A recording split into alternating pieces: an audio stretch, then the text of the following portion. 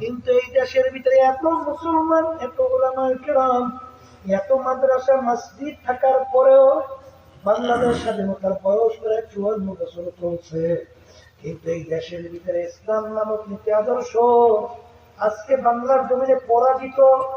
আর মানব রচিত কুহুরি তন্ত্র মন্ত্র আজকে বাংলার জমিনে অনেকটা বিজয়। এর কারণ কি বাজান? এই দুনিয়ার মোহের কারণে। কথা বলে না? কথা ঠিক না? ঠিক বাজান। অনেকে বলতে পারেন হুজুর বাংলাদেশের মধ্যে অনেক ইসলামের নামে দল আছে, হুজুর তারা বিভিন্ন সময় দেখা গেছে বিএনপির সহযোগী হয়েছে, আমরা আওয়ামী লীগের সঙ্গে যোগদানের সহযোগিতা করছি, কিন্তু আপনারা কোন পদে? আল্লাহর বান্দারা, পর্দাওয়ালা মা বোনেরা, আমরা 53 বছর 54 বছর ইতিহাসে দেখছি ইসলাম নামক দল এবং উলামায়ে কেরামদেরকে বারবার যারা ক্ষমতায় গেছিল, বারবার তারা ক্ষমতায় যাওয়ার জন্য আমাদেরকে সিঁড়ি হিসাবে ব্যবহার করিয়া যখন মস্তবে বসছে আমাদেরকে এক পর্যায়ে লাথি মেরে ফেলাই দিয়েছে। অনেক ইসলামের নামে দল এদের সঙ্গে জোট থাকার পরেও ওই টেবিলে কোরআনের বিরুদ্ধে আইন পাস করেনি, মডেল লাইসেন্স দেয়নি। তোমরা কেমন করো? তবু তো জোটে আছে না, যত গুণ সব পাও নাই। আল্লাহ কি বলে? তাআওয়ানু আলাল বিররি ওয়াত তাকওয়া ওয়ালা তাআওয়ানু আলাল ইসমি ওয়াল উদওয়ান। ভালো কাজের সহযোগিতা, খারাপ কাজের বিরোধিতা। ঠিক না? তোমার আমার সহযোগিতার মাধ্যমে ক্ষমতায় যাওয়ার পরে যত আকাঙ্ক্ষক চুরি, যত বদমাইশি করবে তোমরা একটা অংশ এমন নামায় জমে না, আসতে তবে কি করে না।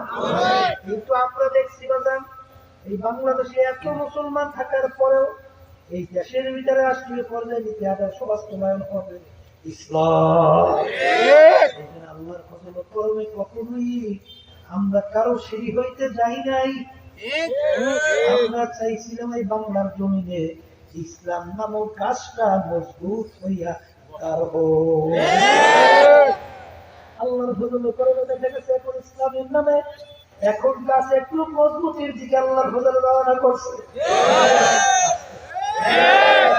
হ্যাঁ, এখন ইসলামী আন্দোলন বাংলাদেশ আল্লাহ রহমতে আপনাদের দোয়ায় এখন যারাই ক্ষমতায় যাওয়ার স্বপ্ন দেখে ইসলামী আন্দোলনকে বাইপাস করিয়া ক্ষমতায় যাওয়ার চিন্তাই করা লাগে।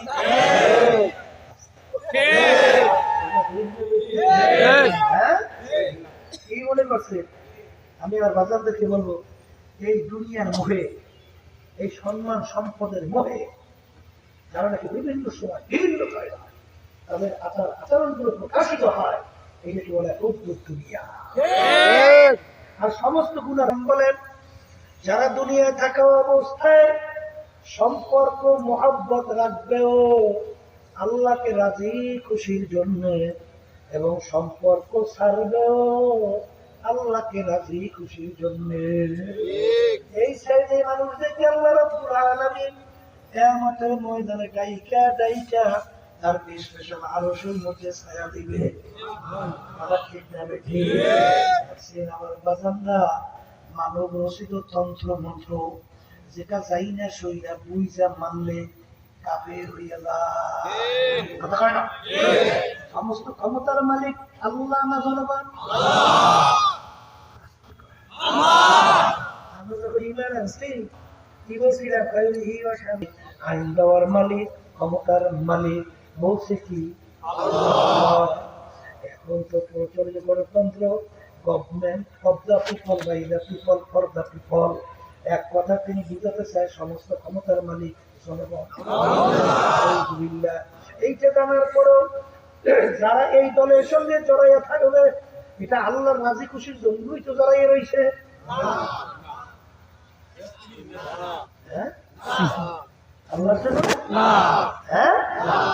বুঝা গেল তোমার এই সম্পর্ক আল্লাহ রাজি খুশির জন্য হয় না, এই সম্পর্ক হয়েছে দলের জন্য অথবা দুনিয়ার কোন উদ্দেশ্যে।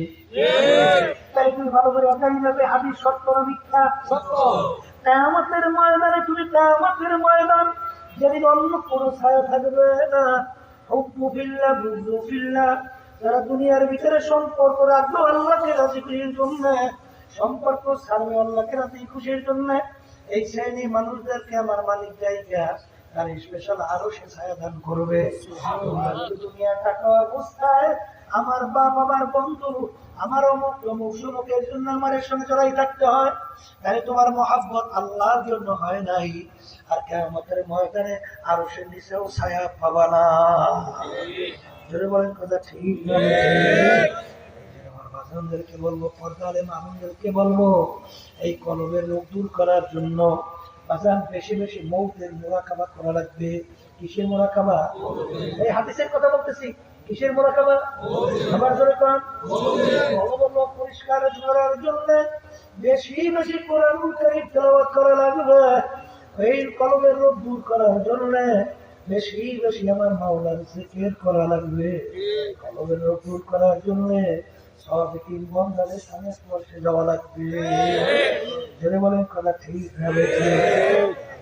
তারা পর্দালে মা বোনেরা আমার কেউ রাগ করিও না বাজান, কারণ বাজান কবরে কিন্তু কোনো দলাদলি নাই। কবরের যে পরিচয় যে আমি পীর আমি মুক্তি, এই পরিচয় আমি অমুক বংশের লোক, আমি অমুক দলের লোক, আমি চরমনের লোক, আমি জামাতের লোক, আমি জমিয়াতের লোক, আমি বিএনপি আওয়ামী লীগের লোক, এই পরিচয় কিন্তু খবরে কোনো চলবে না রে বাজার। যদি চলতে আল্লাহ রাসূল সাল্লাল্লাহু আলাইহি ওয়াসাল্লাম তার চেয়ে বড় পীর বড় ওলি বড় গাউস কুতুব দুনিয়াতে কেউ আসেও নাই, কোনোদিন আসবেও না। আল্লাহ রাসূল দুনিয়া থাকা অবস্থায় তার কলিজার টুকরা সন্তান ফাতেমা রাদিয়াল্লাহু তাআলা আনহা তাকে ইঙ্গিত করে বলছিলেন, ইয়া ফাতেমা তুনজি নাফসাকি মিনান নার, এ ফাতেমা দুনিয়া থাকা অবস্থায় নিজে আমল করো, জাহান্নামের আগুন থেকে বাঁচো, এরপরে অন্ধকার কবরে আসো। ফাতেমা যদি কবরে পরিচয় দেয় আমি আখিরি জামানার নবীর মেয়ে, আল্লাহ রাসূল সাল্লাল্লাহু আলাইহি ওয়াসাল্লাম বলেন, ফাতেমা রে এই পরিচয় কবরে কোনো কাজ হবে না। এর কবরের যাত্রীরা বন্ধুরা পর্দার মা বোনেরা, দুনিয়া কিন্তু শান্তির জায়গা না, কেউ কোনোদিন পায় না, কেউ কোনোদিন পাবে না। আর দুনিয়া দারুল মেহমান বালা বাজার, মেম্বার হওয়ার জন্য পাগল, চেয়ারম্যান হওয়ার জন্য পাগল, বাজার বড় বড় সম্পদ